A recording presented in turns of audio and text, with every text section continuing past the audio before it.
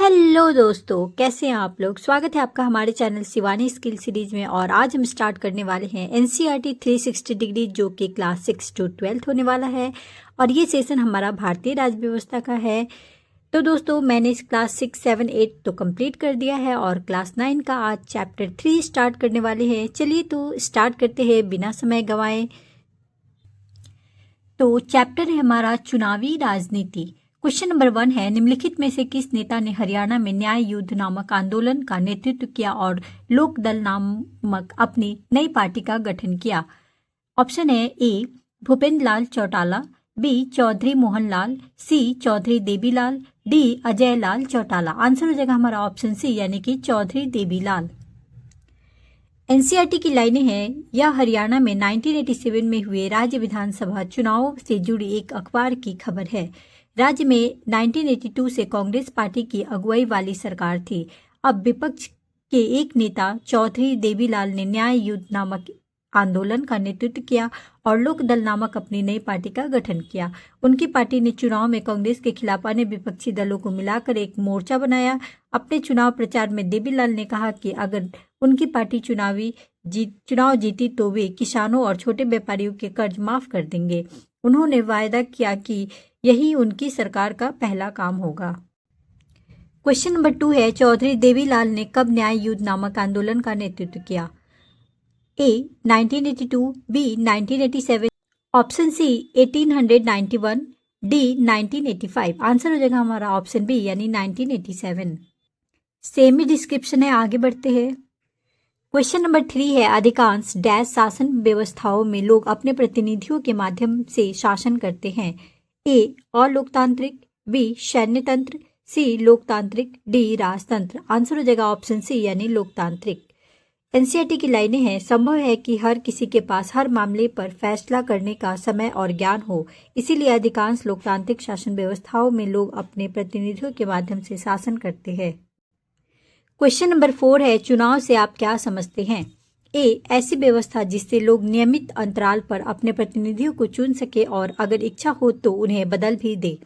B ऐसी व्यवस्था जिससे लोग कई नियमित अंतराल न होने पर अपने प्रतिनिधियों को चुन सके और अगर इच्छा हो तो उन्हें बदल भी न सके। सी ऐसी व्यवस्था जिससे लोग नियमित अंतराल पर नहीं बल्कि अपने प्रतिनिधियों को हर माह चुन सके और अगर इच्छा हो तो उसे हमेशा के लिए इस पद पर बैठने दे। डी उपयुक्त में से कोई नहीं। आंसर हो जाएगा हमारा ऑप्शन ए, यानी कि ऐसी व्यवस्था जिससे लोग नियमित अंतराल पर अपने प्रतिनिधियों को चुन सके और अगर इच्छा हो तो उन्हें बदल भी दे। एनसीईआरटी की लाइनें हैं, इसके लिए ऐसी व्यवस्था करने की जरूरत है जिससे लोग नियमित अंतराल पर अपने प्रतिनिधियों को चुन सके और अगर इच्छा हो तो उन्हें बदल भी दे। इस व्यवस्था का नाम चुनाव है। इसीलिए हमारे समय में प्रतिनिधियों वाले लोकतंत्र में चुनाव को जरूरी माना जाता है। चुनाव में मतदान कई तरह के चुनाव करते हैं। वे अपने लिए कानून बनाने वाले चुनाव कर सकते हैं, वे सरकार बनाने और बड़े फैसले करने वाले का चुनाव कर सकते हैं, वे सरकार और उसके द्वारा बनने वाले कानून का दिशा निर्देश करने वाली पार्टी का चुनाव कर सकते हैं।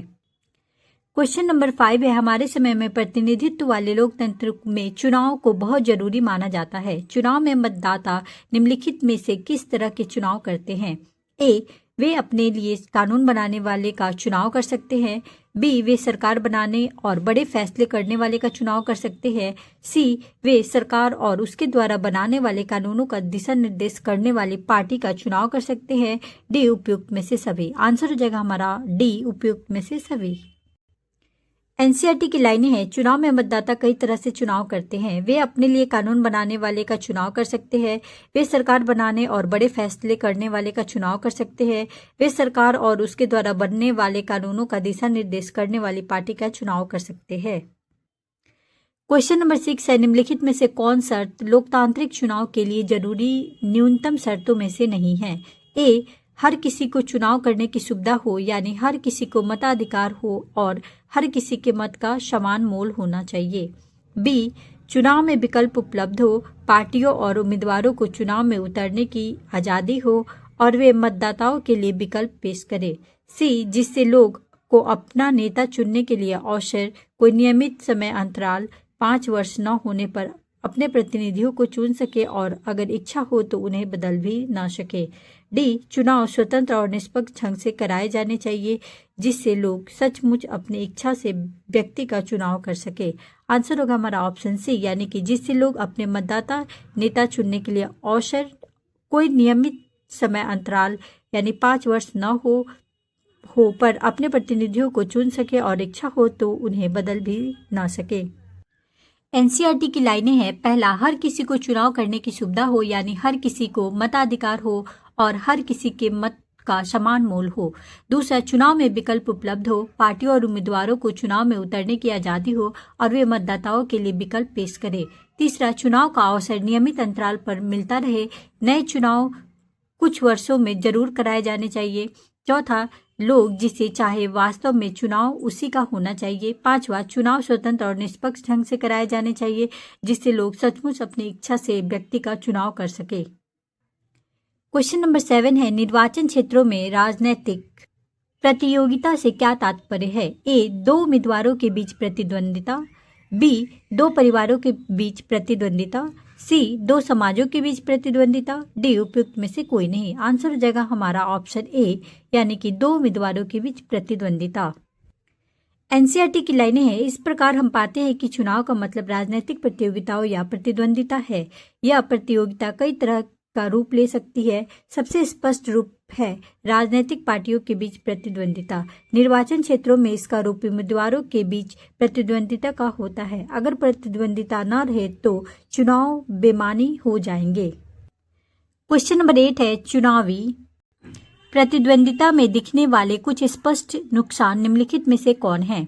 ए, इस चुनाव से हर बस्ती हर घर में बंटवारे जैसी स्थिति हो जाती है। बी, चुनावी दौर जीतने का यह दबाव सही किस्म की दीर्घकालिक राजनीति को पनपने नहीं देता है। सी, पार्टियां और उम्मीदवार चुनाव जीतने के लिए तरह तरह के हथकंडे अपनाते हैं जिससे समाज और देश की सेवा करने की चाह रखने वाले कई अच्छे लोग भी इन्हीं कारणों से चुनावी मुकाबले में नहीं उतरते हैं। डी, उपयुक्त में से सभी। आंसर हो जाएगा हमारा डी, उपयुक्त में से सभी। एनसीईआरटी की लाइनें हैं, इस पुरस्कार या दंड का फैसला कौन करता है? इसका सीधा सा जवाब है कि लोग करते हैं। चुनावी प्रतिद्वंदिता का यही अर्थ है। नियमित चुनावी मुकाबले का लाभ राजनीतिक दलों और नेताओं को मिलता है। वे जानते हैं कि अगर उन्होंने लोगों की इच्छा के अनुसार मुद्दों को उठाया तो उनकी लोकप्रियता बढ़ेगी और अगले चुनाव में उनकी जीत की संभावना भी बढ़ेगी। लेकिन यदि वे अपने कामकाज से मतदाताओं को संतुष्ट करने में असफल रहे तो वे अगला चुनाव नहीं जीत सकते। लेकिन क्या राजनीतिक प्रतिद्वंदिता का होना अच्छी चीज है? चुनावी प्रतिद्वंदिता में कुछ स्पष्ट नुकसान दिखते हैं। इसे हर बस्ती हर घर में बंटवारे जैसी स्थिति हो जाती है। आपने भी अपने इलाके में सुना होगा कि लोग पार्टी पॉलिटिक्स के फैलाने की शिकायत कर रहे हैं। विभिन्न दलों के लोग और नेता अक्सर एक दूसरे के खिलाफ आरोप लगाते हैं। क्वेश्चन नंबर 9 है, निम्नलिखित में से कौन कथन असत्य है? 1, लोकसभा और विधानसभाओं के चुनाव हर 5 साल में होते हैं। 2, सभी चुनावी क्षेत्रों में एक ही दिन या एक छोटे अंतराल में अलग अलग दिन चुनाव होते हैं। इसे आम चुनाव कहते हैं। 3, कई बार सिर्फ एक क्षेत्र में चुनाव होता है जो किसी सदस्य की मृत्यु या इस्तीफे से खाली हुआ है तो उसे बृहद चुनाव कहते हैं। ऑप्शन ए, केवल 1 और 2 दोनों, बी, केवल 3, सी, केवल 2 और 3, डी, केवल 2। आंसर हो जाएगा ऑप्शन 2, यानी कि केवल 3। एनसीईआरटी की लाइनें हैं, क्या हमारे देश में होने वाले चुनाव लोकतांत्रिक है? इस सवाल का जवाब देने के लिए आइए देखें कि भारत में चुनाव किस तरह होते हैं। हमारे यहाँ लोकसभा और विधानसभाओं के चुनाव हर 5 साल बाद होते हैं। 5 साल के बाद सभी चुने हुए प्रतिनिधियों का कार्यक्रम समाप्त हो जाता है। लोकसभा और विधानसभाएं भंग हो जाती हैं। फिर भी चुनाव क्षेत्रों में एक ही दिन या एक छोटे अंतराल में अलग अलग दिन चुनाव होते हैं। इसे आम चुनाव कहते हैं। कई बार सिर्फ एक क्षेत्र में चुनाव होता है जो किसी सदस्य की मृत्यु या इस्तीफे से खाली हुआ होता है। इसे उपचुनाव कहते हैं। इस अध्याय में हम आम चुनाव पर ही ध्यान केंद्रित करेंगे। क्वेश्चन नंबर 10 है, चुनाव के उद्देश्य से देश के अनेक क्षेत्रों में बांट लिया गया है जिसे डैश कहते हैं। मतदाता क्षेत्र, चुनाव क्षेत्र, निर्वाचन क्षेत्र, मत क्षेत्र। आंसर हो जाएगा ऑप्शन सी यानी कि निर्वाचन क्षेत्र। एनसीईआरटी की लाइनें हैं, अपने देश में हम क्षेत्र विशेष पर आधारित प्रतिनिधित्व की प्रणाली से काम करते हैं। चुनाव के उद्देश्य से देश को अनेक क्षेत्रों में बांट लिया गया है। इन्हें निर्वाचन क्षेत्र कहते हैं। एक क्षेत्र में रहने वाले मतदाता अपने एक प्रतिनिधि का चुनाव करते हैं। क्वेश्चन नंबर 11 है, लोकसभा चुनाव के लिए देश को कितने निर्वाचन क्षेत्रों में बांटा गया है? ए 550, बी 543, सी 545, डी 540। आंसर हो जाएगा हमारा ऑप्शन बी यानी 543। एनसीईआरटी की लाइनें हैं, लोकसभा चुनाव के लिए देश को 543 निर्वाचन क्षेत्रों में बांटा गया है। हर क्षेत्र से चुने गए प्रतिनिधियों को संसद सदस्य कहते हैं। लोकतांत्रिक चुनाव की एक विशेषता है हर वोट का बराबर मूल्य। इसीलिए हमारे संविधान में यह व्यवस्था है कि हर चुनाव क्षेत्र में मतदाताओं की संख्या काफी हद तक समान हो। क्वेश्चन नंबर 12 है, लोकसभा के हर क्षेत्र से चुने गए प्रतिनिधियों को डैश कहते हैं? ए विधायक, बी विधान पार्षद, सी संसद, डी नेता। आंसर हो जाएगा ऑप्शन सी यानी कि संसद। एनसीईआरटी की लाइनें हैं, लोकसभा चुनाव के लिए देश को 543 निर्वाचन क्षेत्रों में बांटा गया है। हर क्षेत्र से चुने गए प्रतिनिधियों को संसद सदस्य कहते हैं।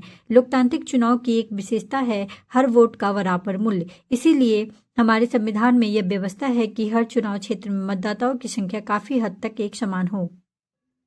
क्वेश्चन नंबर 13 है, डैश की एक विशेषता है हर वोट का बराबर मूल्य। सैन्य तंत्र चुनाव, लोकतांत्रिक चुनाव, राजतंत्र चुनाव और लोकतांत्रिक चुनाव। आंसर हो जाएगा ऑप्शन बी यानी कि लोकतांत्रिक चुनाव। एनसीईआरटी की लाइनें हैं, लोकतांत्रिक चुनाव की एक विशेषता यह है कि हर वोट का बराबर मूल्य। इसीलिए हमारे संविधान में यह व्यवस्था है कि हर चुनाव क्षेत्र में मतदाताओं की संख्या काफी हद तक एक समान हो। क्वेश्चन नंबर 14 है, विधानसभा के हर क्षेत्र से चुने गए प्रतिनिधियों को डैश सदस्य कहते हैं? ए विधायक, बी विधान पार्षद, सी संसद, डी नेता। आंसर हो जाएगा ऑप्शन ए यानी कि विधायक। एनसीईआरटी की लाइनें हैं, इसी प्रकार प्रत्येक राज्य को उसकी विधानसभा की सीटों के हिसाब से बांटा गया है। इन सीटों से निर्वाचित प्रतिनिधियों को विधायक कहते हैं। प्रत्येक संसदीय निर्वाचन क्षेत्र में विधानसभा के कई निर्वाचन क्षेत्र आते हैं। क्वेश्चन नंबर 15 है, निम्नलिखित में से कौन सा कथन सत्य है? ए पंचायत और नगर पालिकाओं के चुनाव में प्रत्येक पंचायत को कई वार्डों में बांटा जाता है जो छोटे छोटे निर्वाचन क्षेत्र हैं। बी प्रत्येक वार्ड से पंचायत या नगर पालिका के लिए एक सदस्य चुनाव होता है। सी कई बार निर्वाचन क्षेत्रों को सीट भी कहा जाता है क्योंकि हर क्षेत्र संसद या विधानसभा की एक सीट का प्रतिनिधित्व करता है। डी उपयुक्त सभी। आंसर जगह ऑप्शन डी यानी कि उपयुक्त सभी। एनसीईआरटी की लाइनें हैं, इसी प्रकार प्रत्येक राज्य को उसकी विधानसभा की सीटों के हिसाब से बांटा गया है। इन सीटों से निर्वाचित प्रतिनिधियों को विधायक कहते हैं। प्रत्येक संसदीय निर्वाचन क्षेत्र में विधानसभा के कई निर्वाचन क्षेत्र आते हैं। पंचायतों और नगरपालिका के चुनाव में भी यह तरीका अपनाया जाता है। प्रत्येक पंचायत को कई वार्डों में बांटा जाता है जो छोटे छोटे निर्वाचन क्षेत्र हैं। प्रत्येक वार्ड से पंचायत या नगरपालिका के लिए एक सदस्य का चुनाव होता है। कई बार निर्वाचन क्षेत्रों को सीट भी कहा जाता है क्योंकि हर क्षेत्र संसद या विधानसभा की एक सीट का प्रतिनिधित्व करता है। क्वेश्चन नंबर 16 है, हमारे संविधान निर्माताओं ने कमजोर वर्गों के लिए आरक्षित निर्वाचन क्षेत्र की विशेष व्यवस्था को लागू करने के पीछे निम्न में से क्या कारण हो सकता है? ए खुले चुनावी मुकाबले में कुछ कमजोर समूह के लोग लोकसभा और विधानसभाओं में शिक्षा, संसाधन और संपर्क के अभाव में नहीं पहुंच पाते हैं। बी संसाधनों वाले प्रभावशाली लोग उनके चुनाव में खड़ा होने और जीतने से रोकते हैं, जिसके कारण लोकसभा और विधानसभाओं में हमारी आबादी के एक बड़े हिस्से की आवाज ही नहीं पहुंच पाएगी। सी इससे हमारे लोकतांत्रिक प्रतिनिधित्व का चरित्र कमजोर होगा और यह व्यवस्था कम लोकतांत्रिक होगी। इसी चीज के सुधार के लिए यह व्यवस्था लागू किया गया है। डी उपयुक्त में से सभी। आंसर हो जाएगा ऑप्शन डी यानी कि उपयुक्त में से सभी।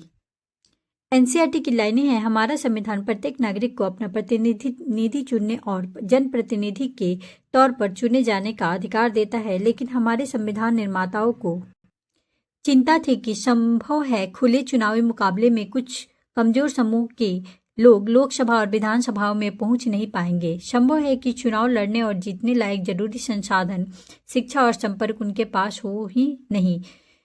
संसाधनों वाले प्रभावशाली लोग चुनाव जीतने से रोक भी सकते हैं। अगर ऐसा होता है तो संसद और विधानसभाओं में हमारी आबादी के एक बड़े हिस्से की आवाज ही नहीं पहुंच पाएगी। इससे हमारे लोकतांत्रिक प्रतिनिधित्व का चरित्र कमजोर होगा और यह व्यवस्था कम लोकतांत्रिक होगी।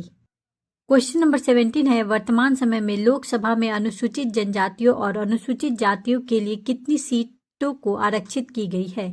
ए 84 और 47, बी 48 और 74, सी 47 और 84, डी 50 और 90। आंसर हो जाएगा ऑप्शन सी यानी कि 47 और 84। इसी तरह सिर्फ अनुसूचित जनजाति के ही व्यक्ति अनुसूचित जनजाति के लिए आरक्षित चुनाव क्षेत्र से चुनाव लड़ सकते हैं। अभी लोकसभा की 84 सीटें अनुसूचित जातियों के लिए और 47 सीटें अनुसूचित जनजातियों के लिए आरक्षित है।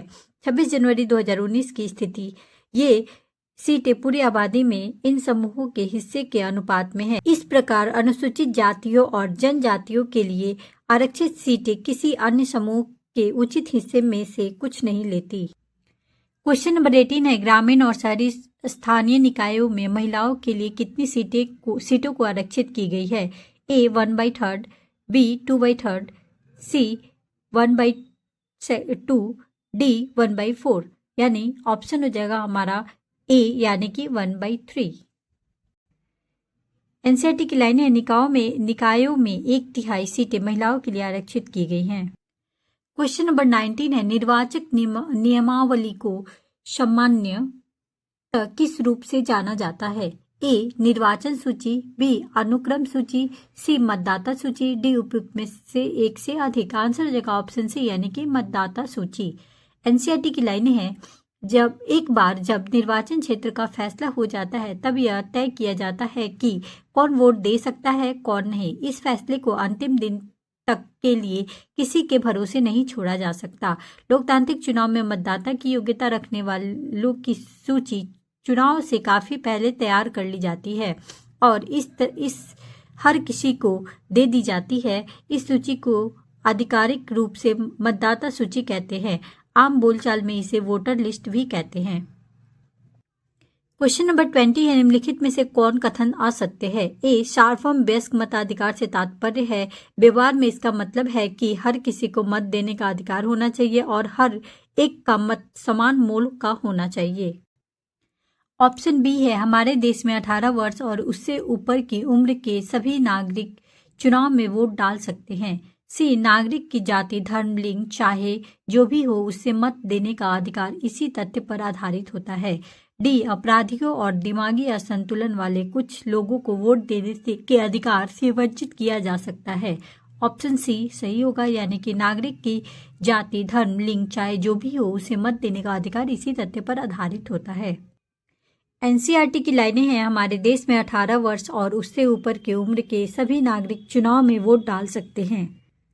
नागरिक की जाति, धर्म, लिंग चाहे जो भी हो उसे मत देने का अधिकार है। अपराधियों और दिमागी असंतुलन वाले कुछ लोगों को वोट देने का अधिकार से वंचित किया जा सकता है, लेकिन ऐसा सिर्फ बेहद खास स्थितियों में ही होता है। सभी सक्षम मतदाताओं का नाम मतदाता सूची में हो यह व्यवस्था करना सरकार की जिम्मेदारी है। हर किसी को चुनाव करने की सुविधा हो यानी हर किसी को मताधिकार हो और हर किसी के मत का समान मोल हो। क्वेश्चन नंबर 21 है, हर कितने वर्ष में मतदाता सूची का पुनः नवीकरण किया जाता है? ऐसा मतदाता सूची को एकदम ताजा रखने के लिए किया जाता है। ए 5 वर्ष, बी 4 वर्ष, सी 2 वर्ष, डी 1 वर्ष। आंसर हो जाएगा ऑप्शन ए यानी कि 5 वर्ष। एनसीईआरटी की लाइनें हैं, चूंकि हर अगले चुनाव में नए लोग मतदाता बनने की उम्र तक आ जाते हैं, इसीलिए हर चुनाव से पूर्व मतदाता सूची को सुधारा जाता है।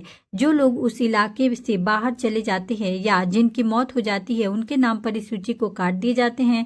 हर 5 वर्ष में मतदाता सूची का पूर्ण नवीकरण किया जाता है। ऐसा मतदाता सूची को एकदम ताजा रखने के लिए किया जाता है। क्वेश्चन नंबर 22 है, वोट देने के लिए मतदाता पहचान पत्र के अलावा निम्न में से किस पहचान पत्र की आवश्यकता पड़ती है?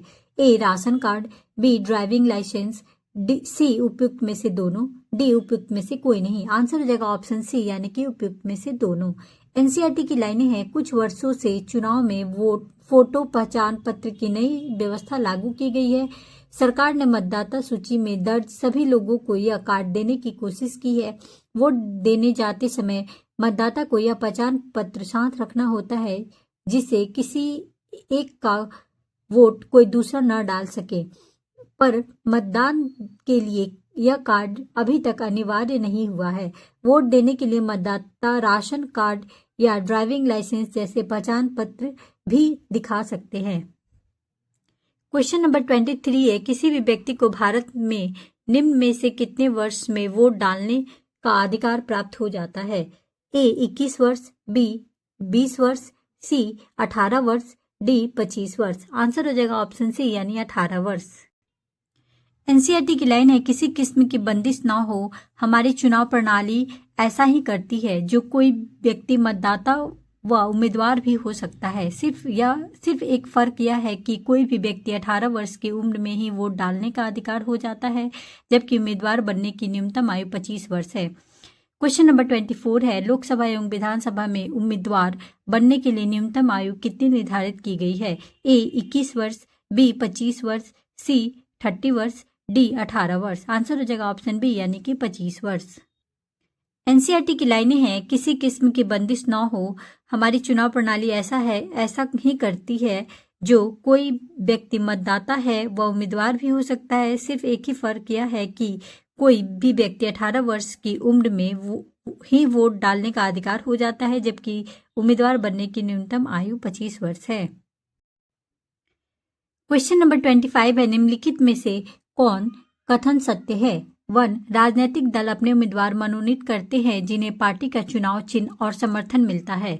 पार्टी के मनोनयन को बोलचाल की भाषा में टिकट कहते हैं।